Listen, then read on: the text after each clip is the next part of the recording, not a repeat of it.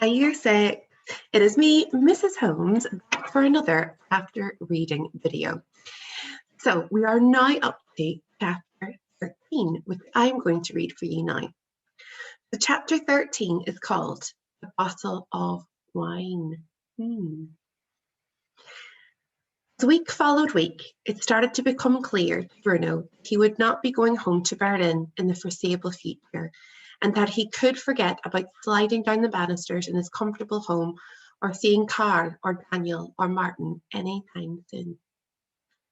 However, with each day that passed, he began to get used to being out with and stopped feeling quite so unhappy about his new life. After all, it wasn't as if he had nobody to talk to anymore. Every afternoon when classes were finished, Bruno took a long walk along the fence and sat and talked with his new friend Schmoll until it was time to come home. And that had started to make up for all the times he had missed in Berlin. One afternoon, as he was filling his pockets with some bread and cheese from the kitchen fridge to take with him, Maria came in and stopped when she saw what he was doing. "Hello," said Bruno, trying to appear as casual as possible. "You gave me a fright. I didn't hear you coming." "You're not eating again, surely?" asked Maria with a smile. "You had lunch, didn't you? And you're still hungry?" "A little," said Bruno. "I'm going for a walk and thought I might get peckish along the way." Maria shrugged her shoulders and went over to the cooker, where she put a pan of water on to boil. Laid out on the surface beside it was a pile of potatoes and carrots ready for peeling when Pavel arrived later in the afternoon.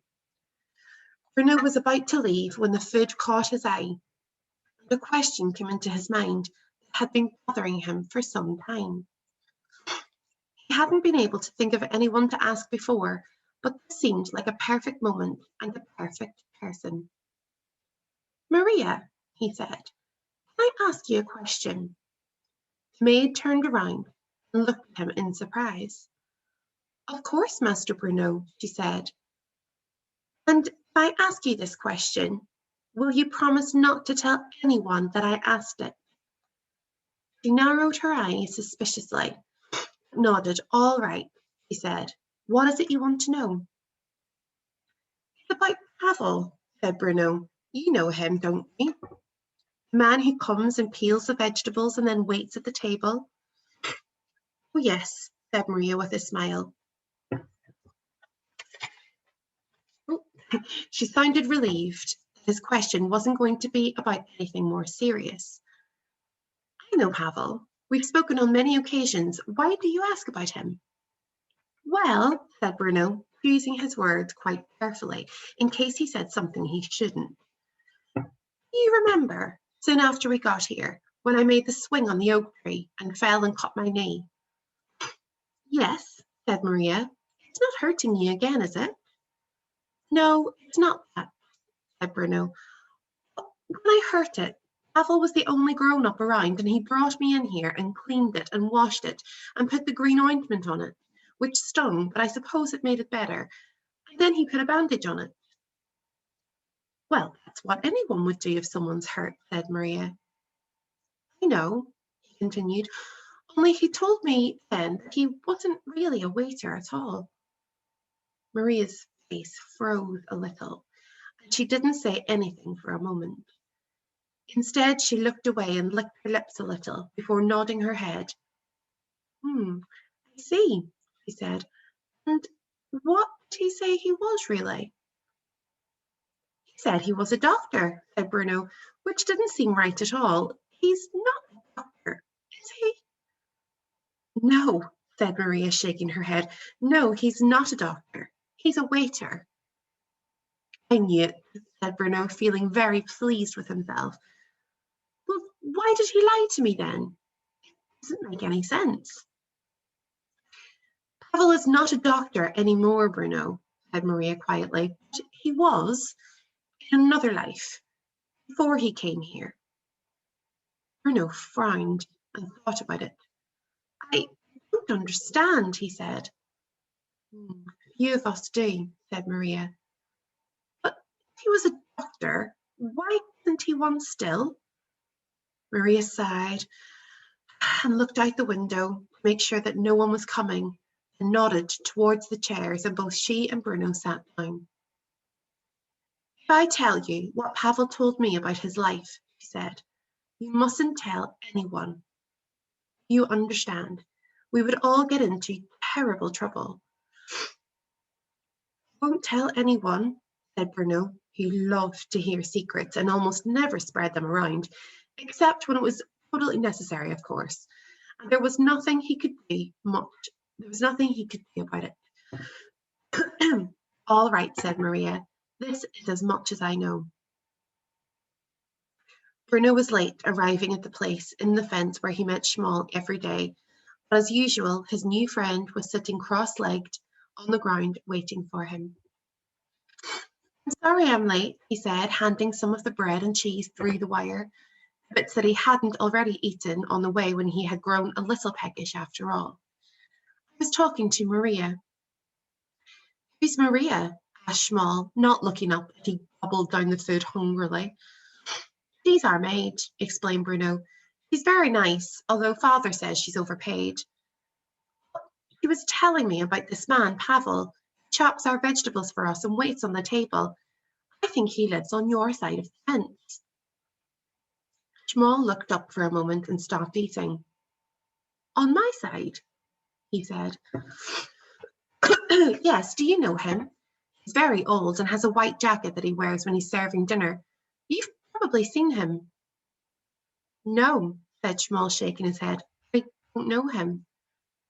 But you must, said Bruno irritably, as if Schmoll were being deliberately difficult. He's not as tall as some adults, and he has grey hair and stoops over a little. I don't think you realise just how many people live on this side of the fence, said Schmoll. There are thousands of us. This one's name is Pavel, insisted Bruno. When I fell off my swing, he cleaned out the cut so it didn't get infected and put a bandage on my leg. Anyway, the reason I wanted to tell you about him is because he's from Poland too, like you. Most of us here are from Poland, said Schmoll, although there are some from other places too, like Czechoslovakia and... Yes, but that's why I thought you might know him. Anyway, he was a doctor in his hometown before he came here. He's not allowed to be a doctor anymore, and if father had known that he had cleaned out my knee when I hurt myself, then there would have been trouble. Soldiers don't normally like people getting better, said Schmoll, swallowing the last piece of bread. It usually works the other way round. Bruno nodded, even though he didn't quite know what Schmoll meant, and gazed up into the sky. After a few moments, he looked through the wire and asked another question that had been preying on his mind. You know what you want to be when you grow up? He asked. Yes, said Schmoll. I want to work in a zoo. Zoo? Asked Bruno. Like animals, said Schmoll quietly. I'm going to be a soldier, said Bruno in a determined voice, like father. I wouldn't like to be a soldier, said Schmoll. I don't mean one like Lieutenant Cutler, said Bruno quickly, not one who strides around as if he owns the place and laughs with your sister and whispers with your mother. I don't think he's a good soldier at all. I mean, one like father, one of the good soldiers. There aren't any good soldiers, said Schmoll. Of course there are, said Bruno. Who? Well, father for one, said Bruno. That's why he has such an impressive uniform and why everyone calls him commandant and does whatever he says. The Fury has big things in mind for him because he's such a good soldier. There aren't any good soldiers, repeated Schmoll. Except father, repeated Bruno, who was hoping that Schmoll wouldn't say that again, because he didn't want to have to argue with him. After all, he was the only friend he had here out with. Father was father, and Bruno didn't think it was right for someone to say something bad about him. Both boys stayed quiet for a few minutes, neither one wanting to say anything he might regret. You don't know what it's like here, said Schmoll eventually in a low voice, his words barely carrying across to Bruno. You don't have any sisters, do you? Asked Bruno quickly, pretending he hadn't heard that because then he wouldn't have to answer. No, said Schmoll, shaking his head. You're lucky, said Bruno. Gretel's only 12 and she thinks she knows everything, but she's a hopeless case, really. He sits looking out of her window when she sees Lieutenant Kotler coming. He runs downstairs into the hallway and pretends that she was there all along.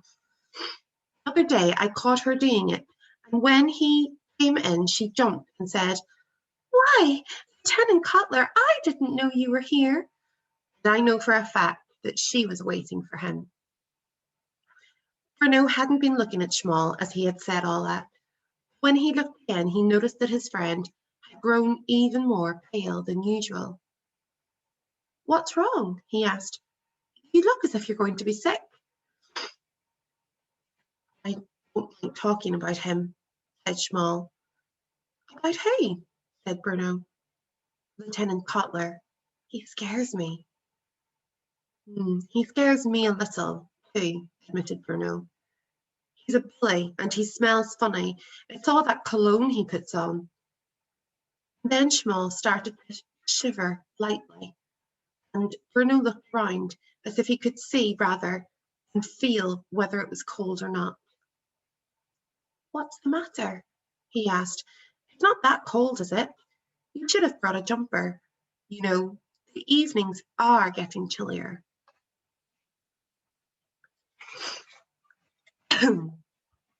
Later that evening, Bruno was disappointed to find that Lieutenant Kotler was joining him, Mother, Father, and Gretel for dinner.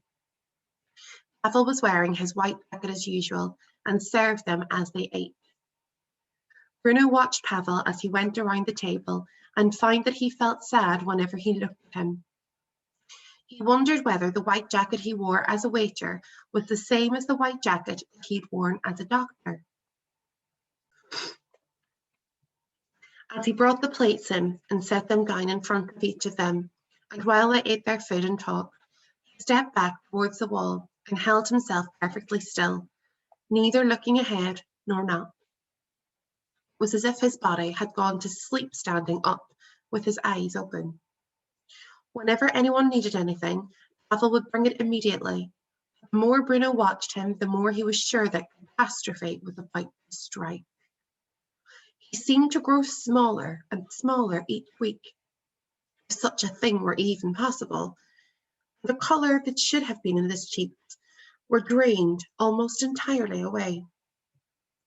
His eyes appeared heavy with tears, and Bruno thought that one good thing might bring on a torrent. When Pavel came in with the plates, Bruno couldn't help but notice that his hands were shaking slightly under the weight of them, and when he stepped back to his usual position, he seemed to sway on his feet and had to press his hand against the wall to steady himself.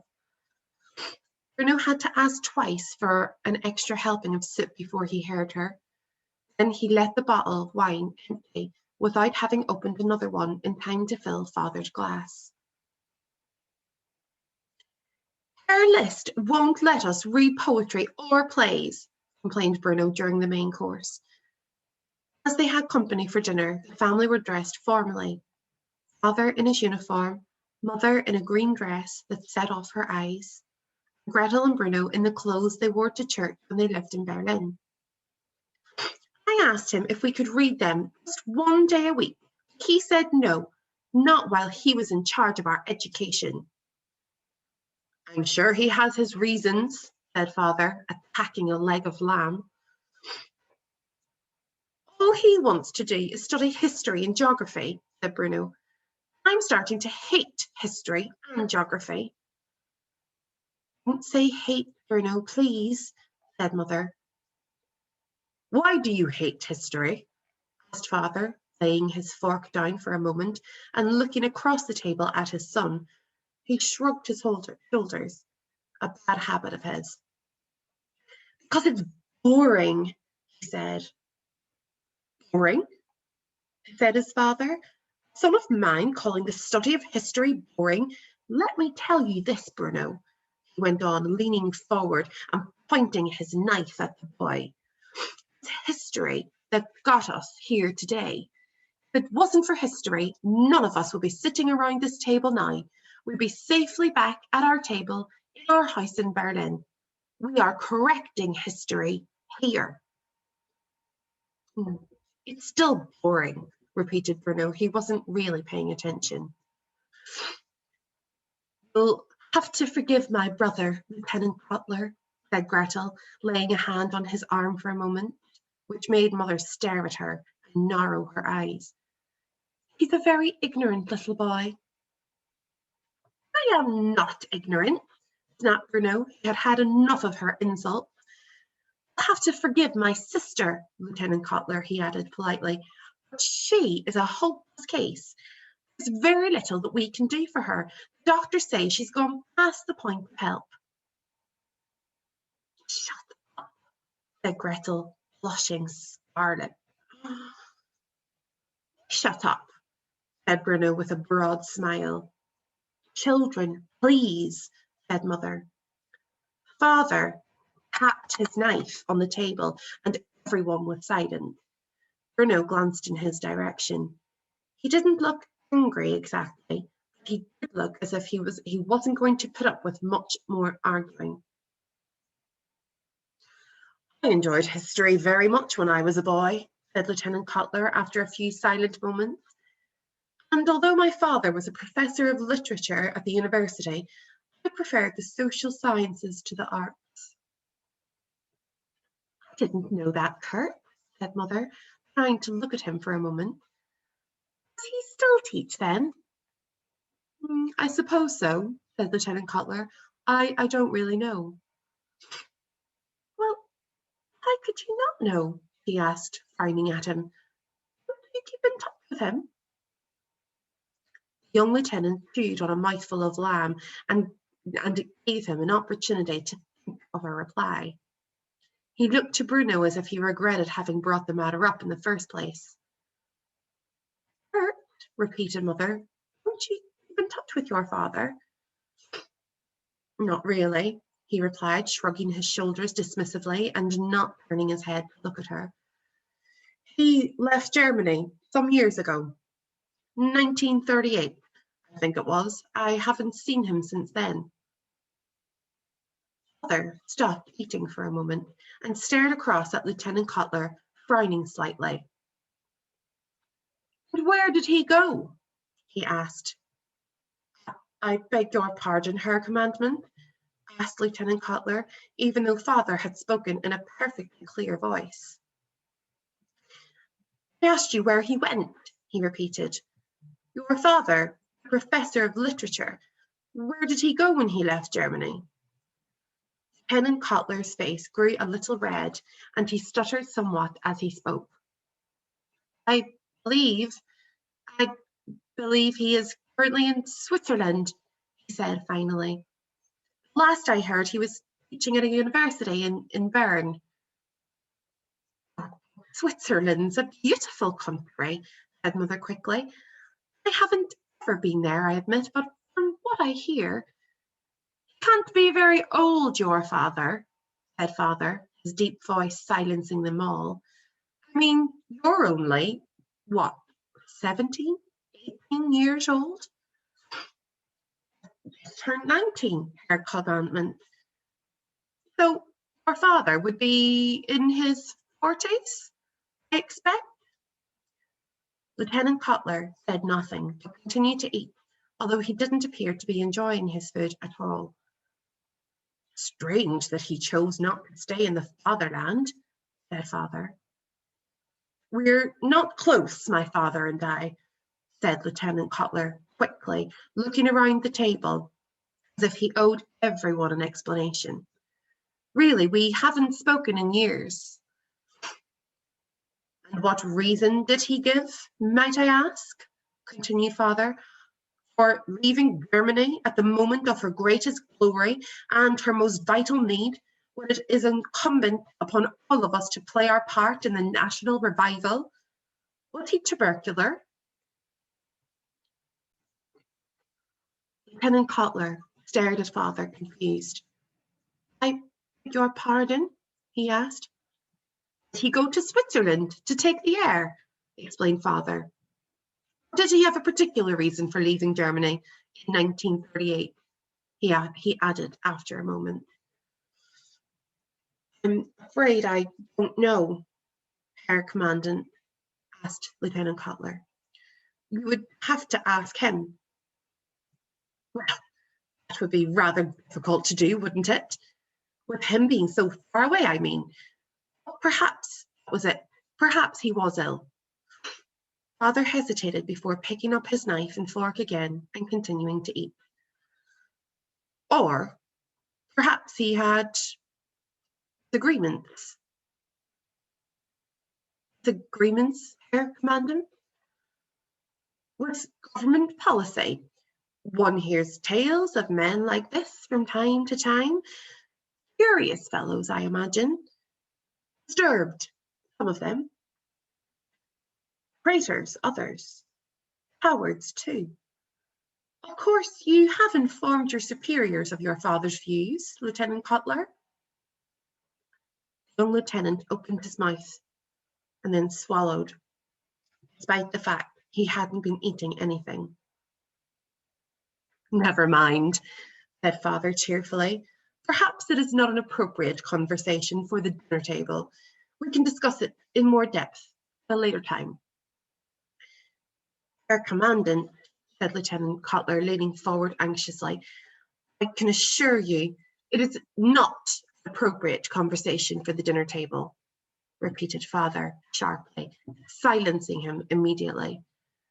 And Bruno looked from one to the other, both enjoying and being frightened by the atmosphere at the same time. I'd love to go to Switzerland, said Gretel after a lengthy silence. It's your dinner, Gretel, said Mother. I was just saying, eat your dinner, Mother repeated. I was about to say more, but she was interrupted by Father calling for Pavel again. What's the matter with you tonight? He asked Pavel, uncorking the new bottle. This is the fourth time I've asked you for more wine. Bruno watched him, hoping he was feeling all right, although he managed to release the cork without any accident.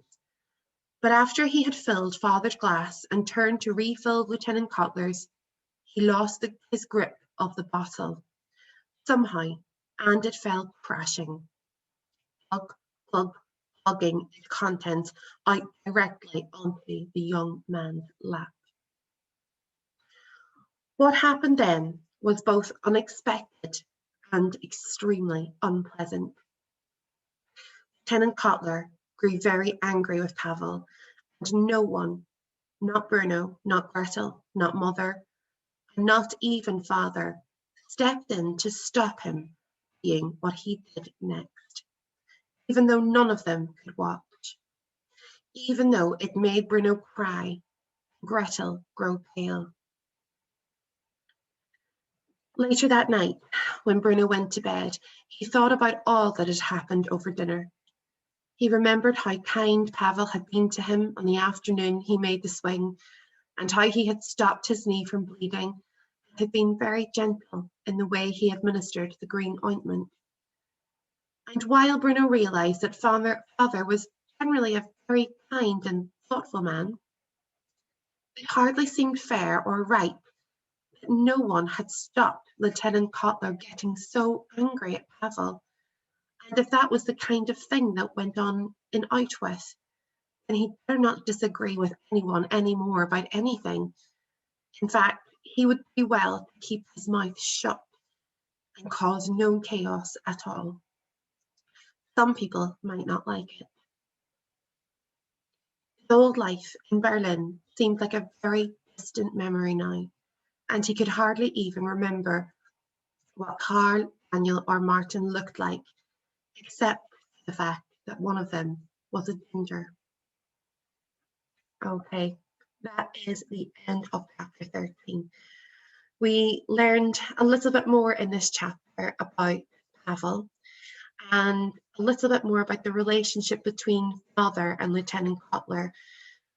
I wonder why Father was getting a little bit angry when he was learning about Lieutenant Cutler's father. I wonder what might happen next with that. I didn't like the sound of what Lieutenant Cutler did to Pavel either. We're not entirely sure, but all we know is that he got really angry and began to do something they didn't want to watch, nor did they want to stop. What do you think happened? Okay, that is the end of that chapter. I will be back again for another chapter reading video when we go to chapter 14, which is called Bruno Tells a Perfectly Reasonable Lie. I wonder what that will be. Okay, year 6, I hope you have a lovely day, whatever you are up to. Take care of yourselves, look after you and your families, and I will see you again very soon. Bye.